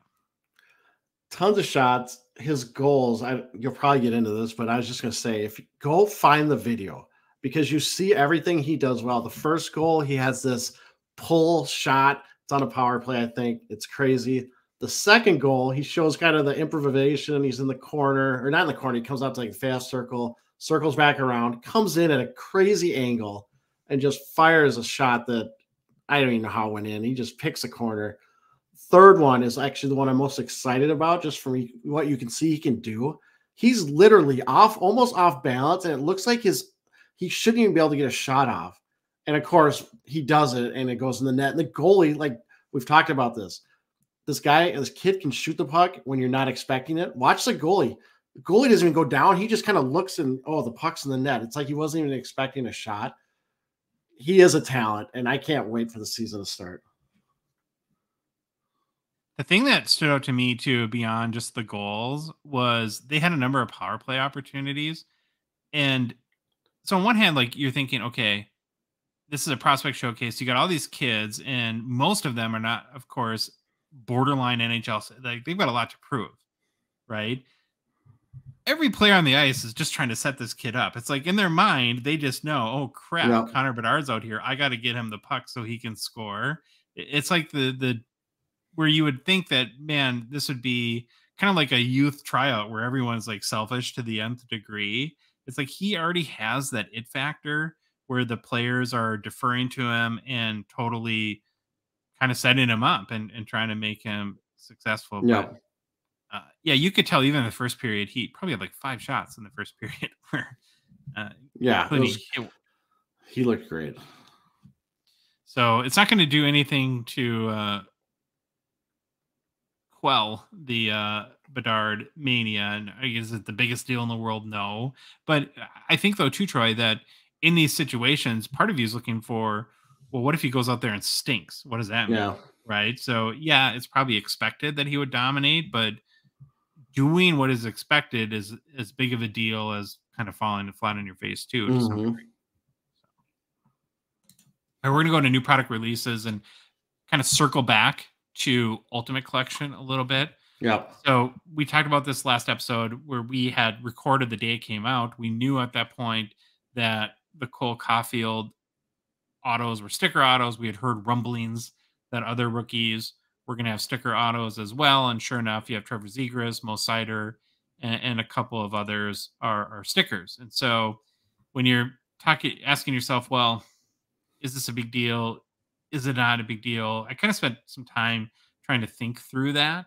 And I keep coming back to it. I think it is a big deal. And, you know, when you have premium sets, like I'm going to like quote unquote premium sets, like Ultimate Collection, Premier, and the Cup, to me, unless I'm totally misunderstanding why these sets exist or how their brands are positioned by Upper Deck, I think that we expect them to have hard signed autos in general. Now, there might be a case or two where every 5 years something happens with the player, like, and it's a sticker auto or he doesn't have an auto. But when you have like all the biggest rookies in Ultimate, where it's a $150 box, but you get 4 cards, it's like $37, not including tax, a card. And all the big rookies are sticker autos. It's not a great look to me. And then the second reason, Troy, why I'm nervous or about this trend that we're seeing is the fact that it is a trend. Yeah. Right. It started with stature and then credentials, where we had some missing rookie autos. Then we have more sticker autos on Black Diamond. Now we have sticker autos in Ultimate Collection. Man, I don't know. It makes you think, like, what's going to happen going forward. I guess to me that's the big. And what should we expect as collectors going forward? What just maybe to come to terms with, or what should our expectation be from a quality, I guess, perspective. So I have a bunch of random thoughts that I want to run by you, Troy, and you chime in wherever you see fit. So my first thought is, what's going on? Yep. Because this is like a definitive trend at this point. And is it a 2021 rookie class issue? Is there something bigger brewing? Right. The kind of the immediate conspiracy theorist in your mind goes to probably the Fanatics thing. Is Fanatics trying to squeeze Upper Deck out of the hockey card market? We hear that more and more. At first it was a couple people, and now it seems like a lot of rumblings is that's what's kind of going on. But who knows? Could be, it's totally a rumor. We don't know. We've never seen a signed contract, no press releases, anything like that. But it could be one reason why this is going on. I think that I'm trying what's the answer to this? Yep. And I don't know how to make this happen, because how do you force an individual to sign an agreement? But the logical side of my brain says, if you're the NHL and you're going to contract with one company and offer let me say the NHL, and probably more importantly the NHLPA. Yes, I was going to jump in and say, and make sure you say the NHLPA, because they're in this and you're going to make the business choice to say, we want to have one exclusive producer of hockey cards. Yep. Then you almost have to create the environment where they can get the autos from the players, right? Because it doesn't make any sense to say only Upper Deck can produce hockey cards, but we can't, I guess, force the play, which I understand that perspective too. We can't force the players to sign with Upper Deck. It just seems like that if I'm Upper Deck, I'm saying that, well, this devalues our relationship. Yeah. I was because Upper Deck has got to pay a premium to be the exclusive, yes. I would assume. Yes. And it's, with this whole licensed hockey cards, it being Upper Deck, the NHLPA, I think, is the one that needs to step up. If this is truly an issue of them not really wanting to sign, then, I mean, you're kind of violating, I would assume, the union part of it too, maybe. I don't know. I'm not a lawyer. I don't know how this stuff works. You might get into this, but it's not unprecedented that a company's actually went after legally the player if they're purposely not signing or holding out. Obviously, they're getting them somehow with stickers. I don't know if they have old stickers, these are new stickers, whatever, but there's definitely got to be some, I don't know what you want to call it, the come to Jesus moment if this is truly what's happening right now. Yeah, and are like the 2021 rookies in some way, like, I'm not saying, I just don't know a different word, like colluding with each other? Because why is it just all these guys? Yeah, that's all of a sudden, or did Fanatics or somebody else, or was there a contract issue that Upper Deck kind of backed themselves into a corner? I don't know, but something is going on. And I guess the one good thing is that because Upper Deck, what do they call it? They signed Bedard as their like spokesperson. Yeah. So I can't imagine there's going to be any issues there. Where if he's going to be the sort of figurehead for Upper Deck going forward, you would assume that there won't, that would be a disaster. Yes. People would lose their freaking minds. Agree. And it might make his cards even more valuable, which is a little hard to conceive of that too. Then I want to move into this whole concept of like premium or premium sets, which of course come with premium prices. Yeah. Right. Again, Ultimate, it's like $37-$40 a card. Actually, Black Diamond is more. Is it per card? Than per card than Ultimate, which I thought was kind of interesting. So are we going to start to see like a definitive, okay, I want to stick on here too, should a collector have an expectation that if they're paying that much a card, that you're going to have sort of the premium type of memorabilia, which most people would consider a hard signed card, and then going back to the whole mem side, like at least player worn, hopefully game worn. Like, do you see, because if Upper Deck wants to charge $35, $40, $45 a card, at some point, if it's sticker autos, maybe they won't be able to do that, right? Yeah. Or maybe in the market will just decide I'm not paying this much for this. I think for these premium products that we're calling them, there should be an expectation until I hear otherwise from Upper Deck of some kind of explanation or why I'm misunderstanding this, that they should be hard signed on card autos until I hear differently. But that's just me personally. But I think as long as if this keeps going on and we see more players and more stuff come out, I think there's going to be some kind of, I don't know what it's going to be, press release or something going on. They got to make some announcement of what's kind of happening. Now, again, Upper Deck is in a tough position if they're truly not able to get these cards back. It, like they said in the past, it's sticker probably or nothing. And that's the rub right there. What do you want? Do you want the autos or do you want them to wait, delay stuff? Upper Deck maybe can't delay stuff. Who knows? It's a tough situation, but I think something has to come out, or there's got to be some meeting, or something has to be decided, or we just let everyone be in the dark and keep going as we are.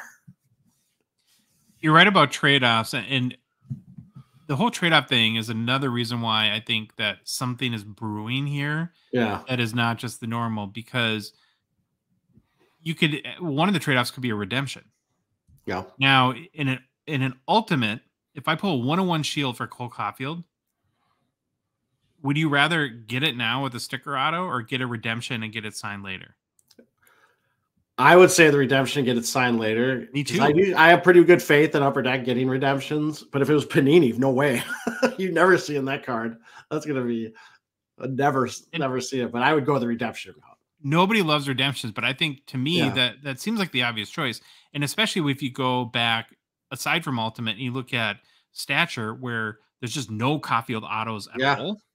How come if there's not something going on with his contract situation with Upper Deck, it seems like that you would never make that choice to just not include him in the product versus offer redemptions. Oh, Stature, isn't he in the redemption program? That can't get the auto. Yeah, you can get the auto that way. Okay. But still, though, again, why go through the whole? Yeah, it's an extra step. Yeah. And then I guess last thing I'll say is that it made me think of kind of again, going back to trade-offs and choices. So along this sort of like concept of premium. Well, I guess first I want to say this is that, do you think that we make too much of the difference between hard signed cards and sticker autos? I want to say yes, but again, I'm looking personally. I want hard signed autos. Why though? Can you articulate that? Yeah, I can, because to me there's a bigger connection to the card. I know that the athlete had it, probably moved it around. This is going to sound really ridiculous, but had it, signed it, looked at it, put pen on the card. I think that makes a connection is stronger rather than impersonal stickers, where all I know is that they had a slab or a sheet of paper or sheet of stickers, and they just signed all these little stickers. They didn't put it on the card or anything. I think it's just a more personal connection to an on-card auto. Plus, I don't see that sticker outline. Yeah, it looks better too. I mean, I'll say that. Okay, so now I have my choose your poison question for you. I'm really excited about this one too, because I get excited about really dumb things. So you have a choice, right? For an RPA, there's an RPA of your favorite player, a Connor Bedard. Connor Bedard RPA. You get choice one is you get a sticker auto but his player worn patch. Or option two is hard signed auto, but sticker auto plus game worn patch. Option two is hard signed auto plus player worn. So you get game worn and sticker, or hard signed and player worn. What are you choosing? I think I'm going hard signed, player worn. Yeah, isn't that a tough one? Yeah, I think I agree with you, and I was trying to figure out why, but I think because it creates more perceptive value. Like when you just look at the card and you see that patch, you have to reconcile in your brain. It's like, oh, what is this patch? It's a game where flip the card over. Where if you just look at the card and you see that what looks like Scotch tape with an autograph on it, it's like you immediately make that sticker connection. Well, I think about it this way too. If I had a game worn patch card of Bedard and an autograph card of Bedard. Which one do I want? I always want the auto. So then just put the player worn patch on that card with the auto. I'm always going to go to that because it has the auto on it. Yeah. So that's kind of how I go with it. All right, we'll keep following this. I don't know if we'll get anything concrete out of Upper Deck, but we will. It's gonna add a little bit of drama. And the big thing we'll see is like, because this doesn't seem to be that big of an issue right now with the 2022 class, but with the new sets coming out for 2023, we'll see what happens. Yep, agree. Really quickly, new product releases just to get a brief maybe idea of what could be coming next. There's no new checklist out at this point, so again, that's like the big signal that a release is imminent. But if you do look at the calendars, what appears to be next would be 2022-23 SPX on September 27th. Okay. So we would, if that's going to happen, I'm guessing in the next day or two, we would expect to see the checklist. That's a $130 pre-sale. So again, that's the 2022-23 rookie class, and then after that, it could be 2023-24 artifacts, which right now is showing October 11th, $150 pre-sale. It's $10 more than last year. So, because I was like, artifacts, $150. That sounds more. It was $139.95 last year. By the way, now you can get that for $110 on David Adams. But get ready for the Bedard redemption bonanza. If we think the MVP redemptions were nutty, this is going to be like the first real. And again, these are all redemptions that in artifacts is kind of the normal, I guess, flow of the product releases. All right, need to make a quick mention for Gongshow partner and sponsor PWCC. Very grateful for them for their support of the show. Remember, the September premiere auction ends this upcoming Thursday night. There's 6 amazing hockey cards available in the premiere auction that you can bid on right now at pwccmarketplace.com. A couple Mario Lemieux rookie PSA 10s, both flavors, Topps and OPG. Yep. There's a Topps Gretzky rookie PSA 9. That's a big card. A McDavid exquisite collection RPA out of 97, BGS 910. My favorite card is the 2015 UD Black McDavid and Gretzky dual auto out of 3. Love that card. And a 2019 The Cup Austin Matthews NHL Shield Auto 101. So, like you'd expect, awesome cards in the PWCC premiere. The current PWCC weekly auction is live as well. Again, head to pwccmarketplace.com to place your bids. Troy and I will pick out our favorite vintage and modern cards in the auction to highlight for Thursday's show, like we always do.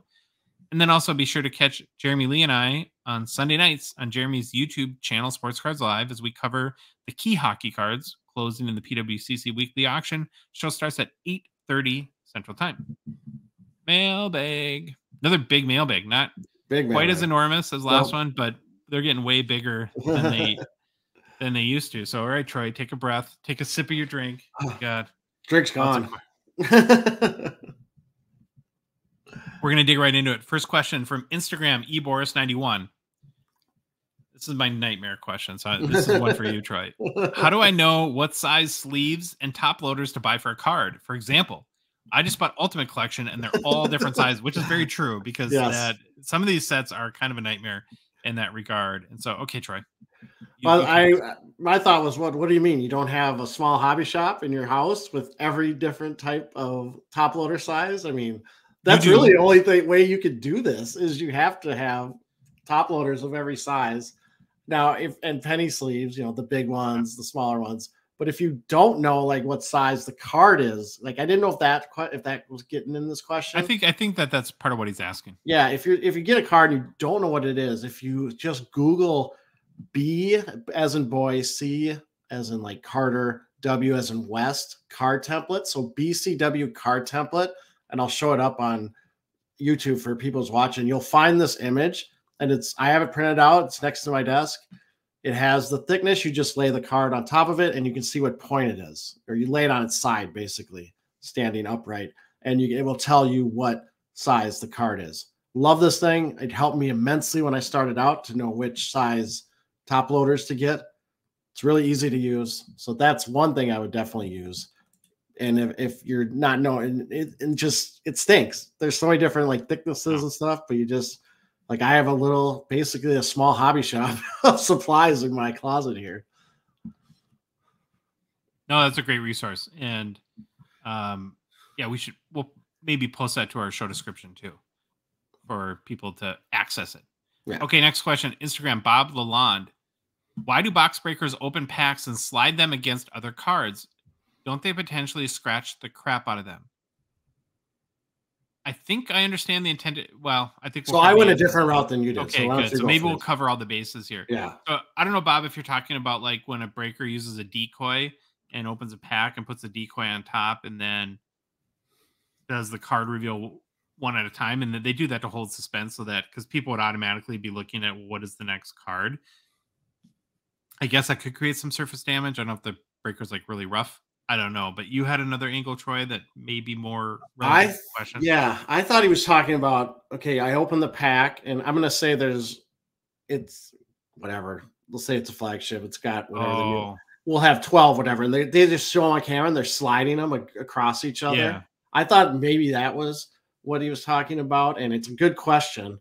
Obviously it could create something, but I think in just the speed or to get through the break with these products that have 18 packs in them, if you tried to go lift it up one by one, every card might take a while. So I'm guessing it's just speed and relative to speed. And I think most cards are pretty slippery on top, so sliding them usually won't cause an issue unless it's something like a cup patch or something where it can get caught underneath.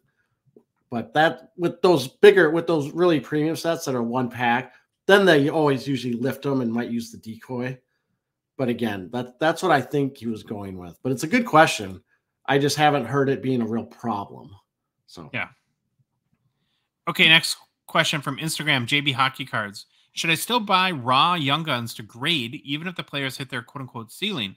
Wanted to add Kaprizov and Shesterkin to the PC and possibly flip them for profit. Well, I think there's always opportunity to buy low and sell high. You just have to learn and we're learning that, and we have been over the last 18 months of our show, is when kind of the natural sort of those ebbs and flows really are. I think to me, if you want to get specific about Kaprizov and Igor Shesterkin, that Shesterkin to me is a better probably option, as much as I love my guy Kaprizov. So Kaprizov's PSA 10 count is like 11 billion counting, right? Where if you remember, before Extended Series came out, any players that did not make it into Series 1 or Series 2 were typically put into SP Authentic as a Young Guns update. So they're just not as common, and it's really reflected in the pop count. So again, you look at Kaprizov's PSA 10 pop count now, Troy, 4,363. Igor Shesterkin, 397. For that fact alone, even though he's a goalie and Kaprizov's a goal scorer, I get it, but I have a lot of, I think you buy the Kaprizov Young Guns purely PC.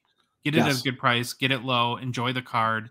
Don't ever expect it to go up in value because that might be a pop count of 5,500 by the time it's all said and done. I was going to say, don't, as much as I want that Kaprizov PSA 10 to go up, it probably will never go higher than what it is now or within 10% or 20% maybe. I think it's pretty well stuck around where it'll be and probably can only go down as the population keeps going and going and going. And where Kaprizov in his career, it's really hard for that card to go up any farther. Okay, from Instagram, Wood Table Hockey Cards has 2 questions. His first one is, do you think the nationality of players influences their value? I'll start here, Troy, and again, to a degree, it does for sure. Yes. The biggest example is any Canadian superstar will get way more hobby love because the majority of hockey card collectors are in Canada. So, national pride, right? Yep. One of the things, though, that I think the NHL has done right, and we've been very critical about their marketing efforts, is that they have put emphasis and effort and investment into promoting the game internationally, like with their global series. They're playing in Australia this year. They've been played in Europe during the season, and hopefully more efforts like that. And they need to get back to putting NHL players like in the Olympics and in like prominent international tournaments as well too. But the more that happens, I think the more these concerns go away. But what do you have to say? I think as long as they're not Russian, I think Russia is the exception where they're really hurt by being their nationality, besides like Ovi, maybe. But with the current geopolitical stuff going on in Russia and how these players, half the time you don't even know if they're going to make it over here, what's going on. I think Russia right now is the one that probably gets affected most by just where they're from, their nationality, that would hurt their value. And then his second question is, young stars like Raymond, Stützle, and Kaprizov are still attracting hobby love, but for how long? So, yeah, you're right. And there's a point, though, when a player's value transitions from being largely based on their potential versus their real results and impact in the NHL. And so as I look at these three guys, they're at different points on that curve or spectrum. Raymond and Stützle probably have a year or two left where the thought of their potential will continue to drive hobby values. Stützle had a really amazing year last year. Raymond did not. So that's going to impact it a little bit. Where Kaprizov is at the point where it's because of his age and when he came into the league, it's more about him producing like a superstar. And I think more importantly, which is going to be almost impossible, but carrying his team to playoff relevancy, which I don't know, anything to add to that? No, that's exactly what I would say. All right, next question. Instagram, Justin McCoy. Now that Ultimate is out, 3 of the 5 to 7 best rookies in the past 3 years have sticker autos to, for basically the best rookies. Does this mean those players have different best true rookies, or is it just is what it is? What would those cards be, and what's the solution to avoid repeating itself?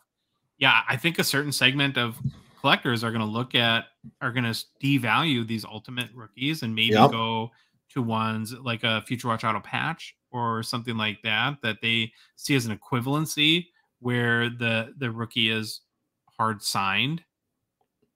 As far as like a long-term fix, like we already just said a few minutes ago, I think that the Upper Deck, the NHL, and the NHLPA have to kind of get on the same page about this.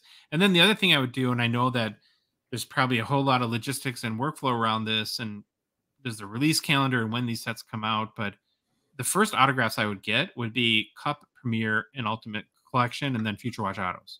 Yeah, you're saying when they can get the cards signed, you get the big ones signed right away. You get the big ones hard signed, and then if something goes wrong with the contract or the player gets mad or they just peter out and wanting to sign autographs, then you know that you have the most important cards hard signed, and you can fall back on stickers for the lesser sets. Anything to add to that? Nope, I agree 100%. Okay, Instagram, Brow Nestor. How many points do you think Bedard will have in his first season? His team is not the greatest, lacking other stars. Troy, I'll let you go here. Well, someone's got to score their points. No, I was saying. So watching that rookie showcase, it's so hard not to just buy into this kid and want to believe the hype. So I am adjusting my prediction. I think I was in the 70s before, 70, 75. I'm going 84. I'm going point per game player. We'll see how wrong I am or how right I am. But I'm having. Are you saying 84 goals or 84 points? I'm going points.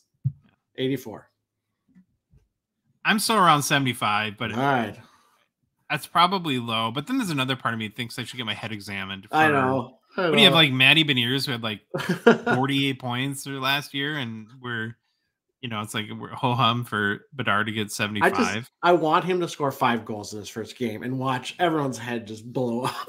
Like that'd be the hobby. Oh, that'd be crazy. Explode.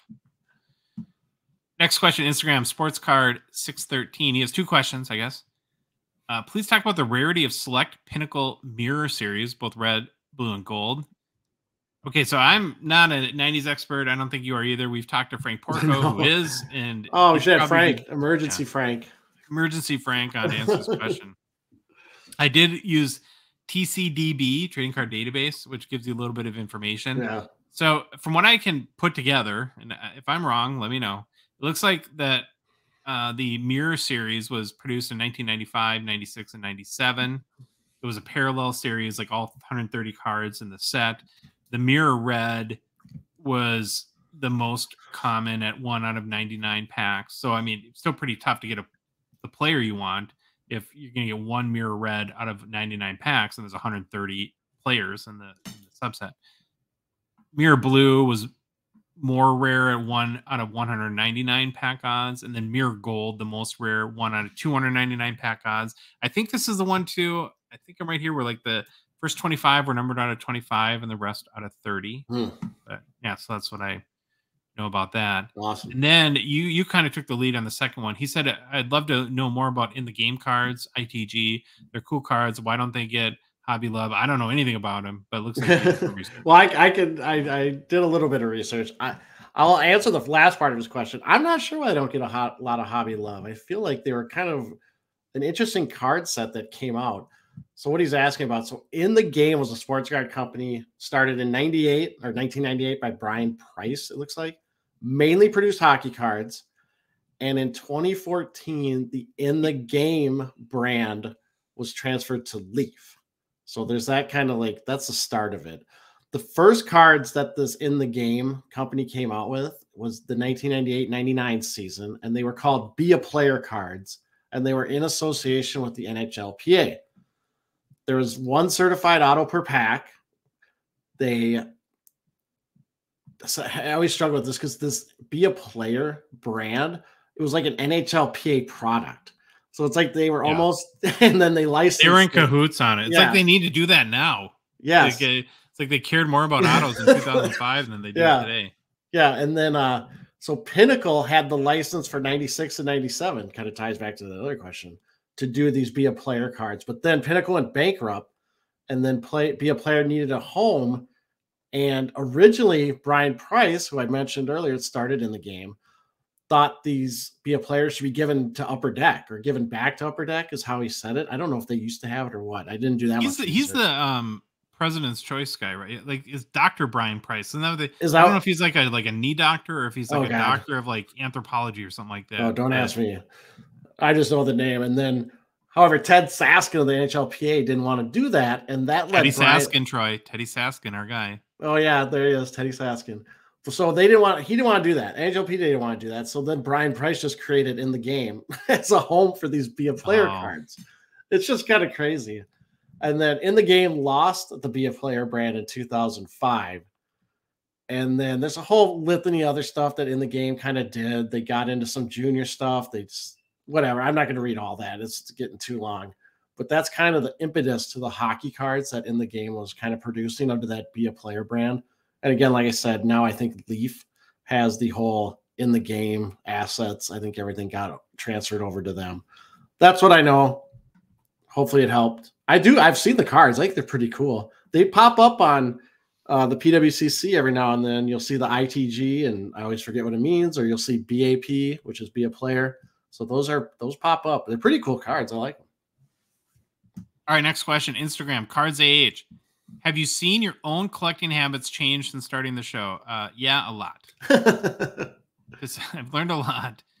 I consider myself, well, still naive, but I was way more naive when we started and maybe graduated just to mostly naive now. I don't know. I just have a much better idea of what my options are as a collector and what really has lasting value. Like, I think prior, whatever, like, I was looking at, I had no context of anything. Like, is this a cool card? Yep. Like, we went like pretty heavy into pretty dumb sets. Yeah, agree. I agree 100%. And I look at it this way. I'm so much smarter than I was. And given what resources are available to me, researching, figuring out things. I just look at it like this. I don't think I would ever have bought that Kaprizov PSA 10 Young Guns at the point I did now. Like, if I had to do the research now and look at it, maybe I would have. Who knows? But I think I'm just a lot more smarter. Not for $750. No.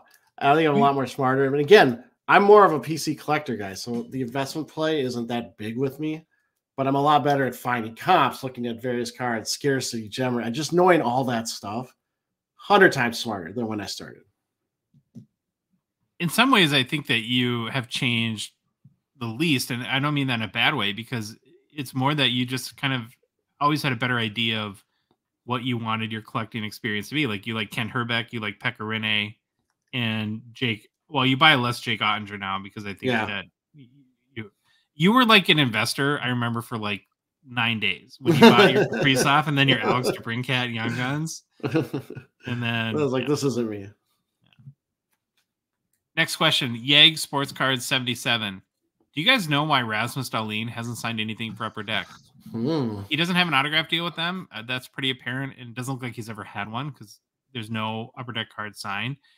I did see some stuff that he had done for Fanatics. So at one point, I'm sure he had a deal with them. Not sure currently, but yeah, I think that's these guys sign autographs and these companies want exclusives. So that happens. Yep. Next question, Instagram, Collector Quadruple Zero. Which product drops the most in value after 1 year, particularly for non-rookie cards? I think it's more dependent on not the year time frame, but how a player performs, as to how much a card is going to go up or in this case drop. There is a product drop though, but I just don't think it's a year. I think it's like within 3 months that there's the shiny new toy values that you'll see, like those first initial sales, and then there is a drop off. I'm just not sure that it's as long as a year. I don't know. Do you think I'm reading the question right, Troy? Or I think so. I couldn't come up with anything better. I just think it's more player driven than set driven, even though there's a little bit set driven. Next question, Instagram, Hockey and Cards. Why is Young Guns canvas often an afterthought when actually it's more rare than a regular Young Gun? Well, I think good or bad or right or wrong, the base Young Gun is the rookie card in all of the hockey hobby. It has the recognition, it has the brand cachet, the availability. Now, that being said, I do agree that canvas is can be a great alternative, especially in cases like where Kaprizov, where I would probably rather have a Young Guns canvas as an investment than almost than his base Young Guns that can get out of control, right, Troy? You know about that. I agree. I've seen it firsthand. But all that being said, though, Hockey and Cards, you're still swimming upstream because the base Young Guns is the card of cards, right? And I guess if I had one reason, maybe what holds canvas back specifically is the gem rates tend to be like very high. Which is kind of a good thing when you're opening boxes because they tend to have the best quality or QA. But I think for a savvy investor, you're going to look at like a card that has a 75% gem rate. And it's kind of like I make it maybe a comparative to the junk wax era, where even though a rookie card only has a pop of like 300, everyone says, well, there's probably 45,000 sitting in people's basements. That when you have a Young Guns canvas with a very high gem rate, which again, it's like why I don't like the Jack Hughes base Young Gun. It's just too high. And so I think that might hold people back. Anything to add there, Troy? No, perfect. All right, next question. Instagram, Justin McCoy. Upper Deck had a really cool idea with the all-time Future Watch auto set and SP Signature Legends. What's another set you'd like to see get a similar treatment or a couple designs combined? I'd love to see banner year cards made for Legends with autos, although tracking down the memorabilia necessary might take some serious legwork. You want to take this one first? I think it would be cool. I know they've done this in the past with some people, but I think they should really look at the list of players that have not had a Young Guns. They never had one due to whatever circumstance, and start putting those in more. I always kind of like those. I don't know what the exact list is. I know you can search it and you'll find a Reddit post probably on it, and they'll list all these guys that should have Young Guns. So I thought they could do something like that. Also, Topps in the past has done, they called it cards that never were inserts. And they basically look at the past and find, due to whatever circumstance, this player should have been in like a 1968 set, but they weren't. They only came out in 69. They'll go back and make the 68. I always thought that's an interesting idea too. The only thing I would add is there's maybe another way to look at this too. It's putting legendary players into more modern cards, but then there's sort of like what Parker's Champions is doing, which I really like, where you're putting modern cards into more vintage sets. And what I really like about Parker's Champions, even compared to like the SP Legends set, is so this first set will pay homage to the 1951 Parker set. And I presume if it does well, they can release it next year with the 1952 design. Right. And really cover the whole Parkhurst run and do some, and maybe create another champions like OPG champions or something like that down the road too. So that's the big problem with SP Legends, is that it's probably the set of the year, and unfortunately, it's not repeatable. Yep. Which could also be why it's maybe the set of the year. All right, Instagram Brow Nestor. Do you think Upper Deck has too many hockey products? People talk about products being watered down. All right, Troy, you want to tackle this one first? I know. At first, when I read this question, I was like, well, I can always give the maybe and not take a stance. But I don't take a stance. I think they do. I think they have too many sets. I want to say it's in the 20s, if I remember right. Josh, you might know, but it's getting up there. Then you add the kind of the offshoots that there are. I do think they have too many sets. To me, ideally, it would be like one set a month they could release. But again, they do all the market research. I don't know their sales numbers. Maybe all this stuff sells like hotcakes. But to me, I would like less sets. Now, if you're going to ask me to like sit down and narrow down what sets I want and what cards I have to move to different sets because they're kind of got a premium or everyone likes them, that's a lot more work. But I do right now think they have too many. I don't know if they have too many. You'd have to really, I guess, see their sales numbers and try to figure out supply and demand. Well, I'm just thinking from buying it as a collector. I don't want to buy 20-some sets. I want 12. But you don't have to, though. And I think that's the point, is that the more where education is required, given how many releases they have, and really thinking about and understanding what you want. Now, we tend to buy everything because of our show, and we want to talk about the stuff, and it's easier to do that when you've experienced it. But from a personal collecting perspective, there's a lot of sets that I don't necessarily have anything bad to say about them. They're just not good fits for me, so I stay away from. And that's one of the things I've really tried to do overall in my sort of collecting journey, as much as I hate that word, journey, but is really kind of determine, okay, yeah, just because they produce 25 sets doesn't mean I have to buy 25 boxes of cards, right? But these are the 5 sets I really care about. This is where I'm going to focus my energy, attention, and funds in that regard. Okay, Instagram Backpack Graphs. What mainstream cards now, like average Young Guns, will become worthless when Bedard Young Guns come out? Just like what happened with most cards that came out before McDavid's did in 2015.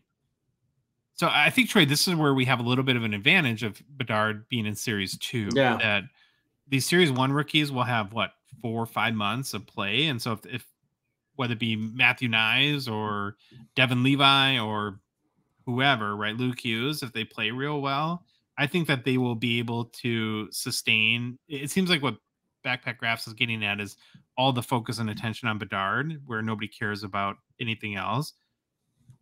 This rookie card class is loaded, and beyond Bedard, there's Fantilli. There's a lot of guys that hopefully will have people excited about not just Connor Bedard. But I don't know. Do you think that is it high tide raises all ships, or is it all the focus on Bedard and that where everyone else suffers? I always thought it'd be high tides rises all ships, but I don't have a good answer or a good experience with this one, so I'm not sure. Well, we're definitely in uncharted waters with Connor Bedard, so it's tough to accurately predict what's going to happen. All right, Instagram Coastal Collection 29. What's your evolution of collecting been like? Which is very similar to the previous question, but he had a second part here that I liked. Do you find yourself consolidating into bigger cards? Again, there's been a big evolution for me. I've learned to be able to focus a lot more on what I want and what I like. And I do. Yeah, part of that is trying to consolidate. I'm definitely not trying, even though I've been buying cards left and right lately, which is probably not, but I have a plan at least where I'm going to try to leverage my collection. I have like a hit list of 4 or 5 cards I really want. And I've set a goal around that, which is kind of new for me. Where would you answer this question?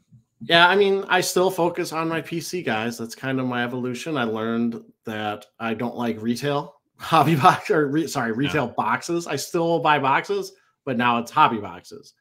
But I've seen myself not buying as many boxes as I have in the past, probably.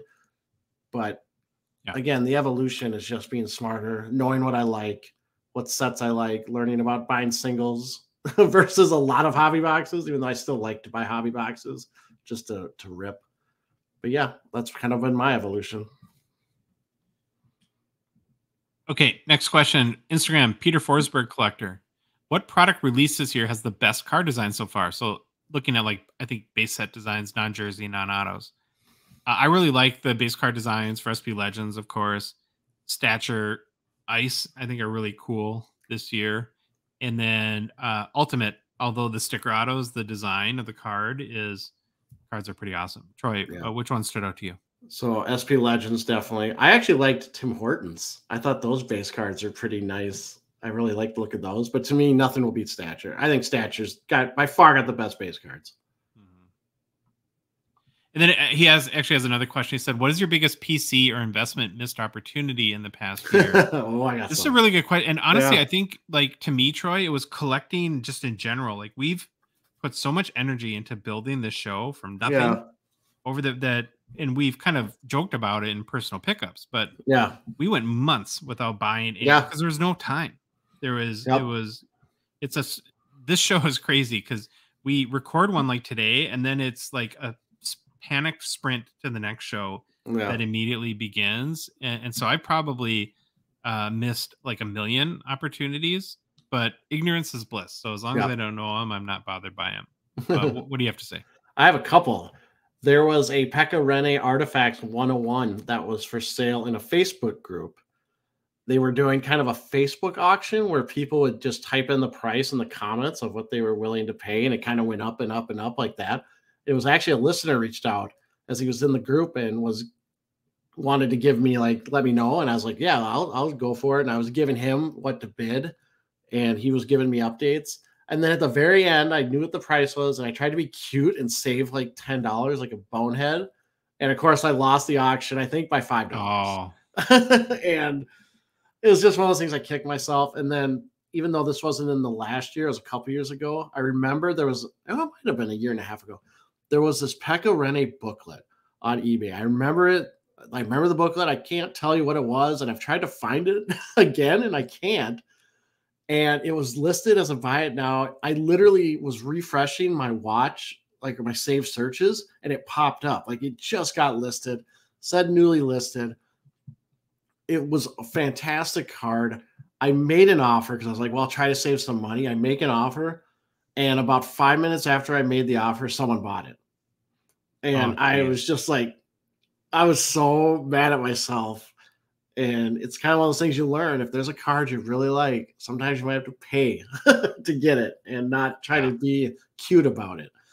So that's and really, like, what cards don't come up for sale, like when that opportunity is, and recognizing that, if it's a Young Guns and that there's 1 million for sale every day, that's one thing. But if it's a 101, part of your brain has to kick in and say, okay, I might not get this opportunity again. So that makes total sense to me. Last question. It's a great one. Very happy for Gongshow Discord member Kings fan 0511. He says, so if you pull the 101 rookie shield card, what would you personally decide to do? Sell it, or would it go straight to the PC? Once in a lifetime pull, so I can't see myself selling, but interested in what Josh and Troy would do. So here's a picture of his card.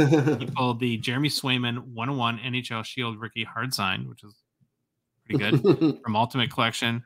So first thing we'll say, Kings fan, is congratulations. That is truly, you're right, a hit of a lifetime.